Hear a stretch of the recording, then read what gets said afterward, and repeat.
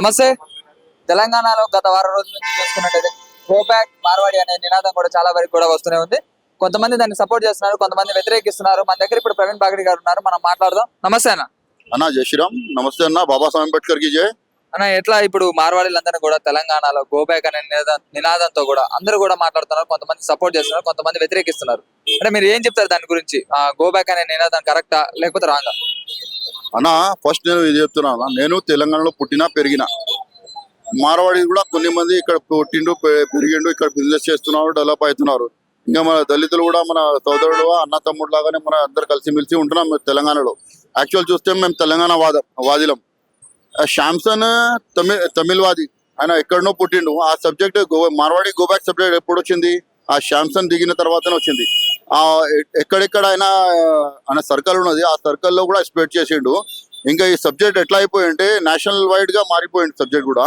ఇంక Marwadis go back అంటే అంతకుముందు మహారాష్ట్రలో మహారాష్ట్ర నవనిర్మాణ సేన రాజ్ ఠాకరే ఒక నినాదం వచ్చింది, మా బిహారీ గో బ్యాక్, యూపీ వాళ్ళు గో బ్యాక్, తమిళ వాళ్ళు గో బ్యాక్, కేరళ వాళ్ళు గో బ్యాక్. ఇప్పుడు ఎట్లా అయిపోయింటే ఆడ మహారాష్ట్రలో ఈ రాజ్ ఠాకరేని ఎవరు అడుగుతలేరు, పక్క పెట్టేసిండు. ఎందుకంటే దేశద్రోహి కిందనే కేసు బుక్ చేసిండు. ఇప్పుడు ఈయన శాంసంగ్ కూడా గట్లే చేపిస్తున్నాడు. ఫస్ట్ అయితే శాంసంగ్ ఎక్కడి నుంచి పుట్టిందో, ఎక్కడి నుంచి పెరిగిందో ఆ ఎంక్వైరీ పోలీస్ డిపార్ట్మెంట్ పెట్టుకోవాలన్నా. ఆయన యాక్చువల్ అంటే ఎస్సీ కూడా కాదు, శాంసన్ అంటే క్రిస్టియన్ లో వస్తాడు. ఆయన సర్టిఫికేట్ కూడా సర్టిఫైడ్ చేసుకోవాలన్నా, వెరిఫికేషన్ పెట్టుకోవాలన్నా. ఆయన Aadhaar card, voter ID card Tamil Nadu కూడా పెట్టుకున్నాడు, ఇక్కడ మన తెలంగాణలో పెట్టుకున్నారు. ఫస్ట్ దేశద్రోహి చర్యలు ఆయన మీద పెట్టుకోవాలన్నా, ఎందుకంటే మన దేశంలో వచ్చి మనకి రెచ్చగొట్టడానికి ప్రయత్నిస్తున్నారు. అంటే ఇప్పుడు శాంసన్ కూడా తెలంగాణ శ్యామ్ కూడా ఏమంటున్నంటే, దళితుడిని కొట్టడం, మా హైదరాబాద్ వచ్చి దళితుడిని కొట్టడం ఏంది, మా వాళ్ళని కొట్టడం ఏంది, తెలంగాణ వాళ్ళని మీరేమన్నా ఉంటే ఇక్కడికి వచ్చి వ్యాపారం చేసుకోవడానికి వచ్చారు, వ్యాపారం చేసుకోండి, నీతిగా చేసుకోండి అని చెప్తున్నారు. తెలంగాణ వాళ్ళని హైదరాబాద్ వాళ్ళని కొట్టడం ఏందని చెప్పి దానిపై ప్రశ్నిస్తున్నారు. దానికి మీరేం చెప్తారు? అన్న ఎన్నో కొట్లాడు జరిగింది అంతకుముందు, మార్వాడి కానీ ఇంకా వేరే సమాజం కానీ ఎవరితో చాలా మందితో కొట్లాడు జరిగింది. కానీ ఈ సబ్జెక్ట్ ఎందుకు అన్న ఫస్ట్ క్లారిటీ చేసుకోండి అన్న. ఒక తెలంగాణ వాళ్ళని కొట్టిండ్రా లేకుంటే ఒక దళిత్ని కొట్టిండ్రా? దళిత్ని కొట్టినా దళిత్ లాగానే మాట్లాడినా ఆయన ఎస్సీ ఎస్టీ చట్టపరమైన చర్యలు తీసుకుంటారు పోలీస్ డిపార్ట్మెంట్. ఆ కొట్లాడు కూడా అయింది, ఏ కొట్లాడు జరిగింది, వీడియో కెమెరాస్ కూడా ఉన్నాయి, పోలీస్ డిపార్ట్మెంట్ కేసు బుక్ చేసిండు. ఇంకా ఎస్సీ ఎస్టీ కేసు బుక్ కూడా అయింది. చట్ట ప్రకారంగా బాబాసాహెబ్ అంబేద్కర్ రాసిన సంవిధానం కాన్స్టిట్యూషన్ ప్రకారంగా మార్వాడి కానీ ఎవరైనా కానీ మన తెలంగాణ కానీ మన దేశం డెమోక్రటిక్ కంట్రీ. ఎవరైనా పోయి ఎక్కడి నుంచి కూడా రావచ్చు, డెవలప్ కావచ్చు, బిజినెస్ చేసుకోవచ్చు, బ్రతకొచ్చు కూడా. ఇంకా ఈ ఫస్ట్ టైం ఈ నినాదం వచ్చిందంటే ఎక్కడి నుంచి పుట్టింది? ఈ కుట్ర పరిమితమైన ఈ కావాలమని ఫస్ట్ శాంసన్ చేస్తున్నారు. ఈ సబ్జెక్ట్ ని వాపస్, మార్వాడి గో బ్యాక్ సబ్జెక్ట్ ని ఫస్ట్ వాపస్ తీసుకోవాలన్నా.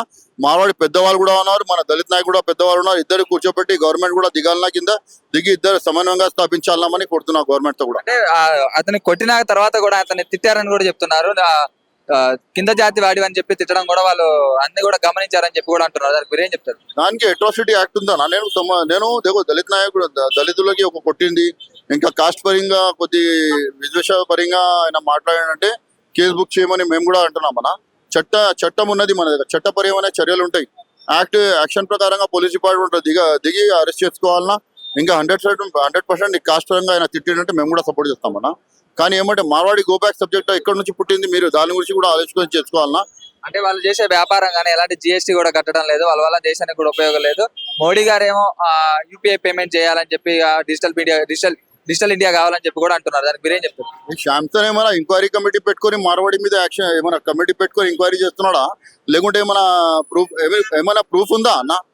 చాలా మంది ఓల్టీడీలో జిఎస్టీ కట్టాడు, ఏం కట్టాడు, రోడ్డు మీద దుకాణం పెట్టుకున్నారు, హోటల్లో పెట్రోల్ పంప్లో కాడి క్యాష్ పేమెంట్ తీసుకున్నాడు, డిజిటల్ పేమెంట్ మోదీ గారు అనౌన్స్ చేసిండే అందరి మీద సమానంగా ఉండాలి. కానీ ఇక ముస్లిం చేస్తలేరు, దాని మీద శాంసన్ ఏం చెప్పలేదు. ఈ మార్వాడి చేసిన దాని మీద చెప్తారన్న. ఫస్ట్ అంటే శాంసన్ ని పక్క పెట్టి దేశద్రోహికి అంటే ముస్లిం ఎవరైనా దేశానికి కానీ వ్యతిరేకంగా ఎవరైనా ఉంటున్నారంటే, తిట్టిన దేశ విరుద్ధంగా ఎవరైనా తిడుతున్నారంటే కేసు పెడతారు, దేశద్రోహి కేసు పెడతారు. ఫస్ట్ ఈయన మీద కేసు పెట్టాలన్నా, దేశద్రోహి కేసు. ఎందుకంటే మన కేసు జరిగింది, కొట్లాడి జరిగింది వేరే విషయం. కానీ మొత్తం అమన్గల్ బంద్ అంటారు, అది బంద్ అంటారు, ఇది బంద్ అంటారు, ఉద్యమం అంటారు, అది అంటారు. ఇంత పెద్ద ఉద్యమం తీసుకురావడానికి కారణం ఎవరు? శాంసనే అవుతున్నాడు. ఎందుకు మనకి అంటే నేను హిందూగా ఉన్నా, దళితుగా ఉన్నా, అందరు కలిసి ఉండాలని మనం అనుకుంటే, ఈయన శాంసన్ వచ్చి మనం రెచ్చగొట్టడానికి కాస్ట్ వైజ్ గా రెచ్చగొడుతున్నారు, ఇక్కడ రిలీజన్ వైజ్ గా రెచ్చగొడుతున్నారు. అంటే ఐఎస్ఆర్ వాళ్ళు ఇంకా వేరే బయట కంట్రీ వాళ్ళు, పాకిస్తాన్ వాళ్ళకి కుట్రలు పండుతారన్న. ఈ శాంసన్ మన దేశంలో ఉండి మన తెలంగాణలో ఉండి తెలంగాణవాది చెప్తున్నాడు. యాక్చువల్ తెలంగాణవాది కాదు, ఆయన తమిళవాది. ఆయన దళిత్ కూడా కాదు, ఆయన క్రిస్టియన్. కానీ ఇవన్నీ చెప్పే అర్హత ఆయనకి లేదు. ఫస్ట్ ఆయన మీద పోలీస్ డిపార్ట్మెంట్ యాక్షన్ తీసుకోవాలంటే కోరుకుంటున్నాం అన్న. లేకుంటే మేము హిందూ సంఘాలు పోయి ఆయన మీద కేసు పెట్టాలని అని కూడా అనుకుంటున్నాం. Thank you. ఓకే. షేర్ చేయండి, లైక్ చేయండి, సబ్స్క్రైబ్ చేయండి. మరిన్ని వీడియోల కోసం బెల్ సింబల్ పై క్లిక్ చేయండి.